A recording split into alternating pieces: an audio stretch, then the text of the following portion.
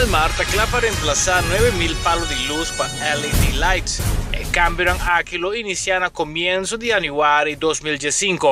Director de Elmar, Sr. Robert Henriquez, se amplia. Houve um request para proposal para câmbio de luz na Aruba para uma tecnologia nova, a tecnologia de LED, dus lighting emitting diodes, uma tecnologia que está gasta muito menos corrente que o que nós temos atualmente na luz de praia.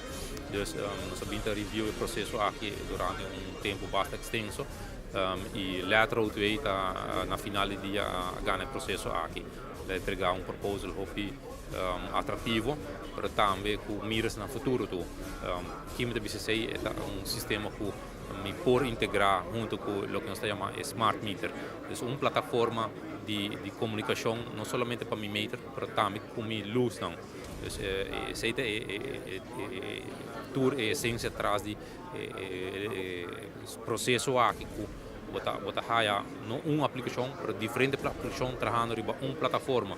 Então, se amanhã vai fazer riba mais uma plataforma, bota haya tem mais chance para falhar riba outra plataforma, e também mais fastidioso para manejar mais uma plataforma.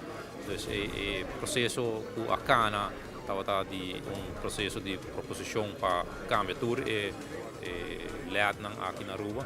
E quando a luz vem aqui? Nós estamos falando de 9.000 luzes que tem existente na Aruba, para câmbio de cena para esse sistema moderno aqui e também expandir adicional 3.000. Então, nós estamos em processo a começar a cabo para preparar a plataforma e seguro a step importante para a firma understanding hopefully bisa kultur pos que kana demo mamina outro ano 2005 nós está com esse processo que nós está calculado nos 2 anos para câmbio de luz na Aruba.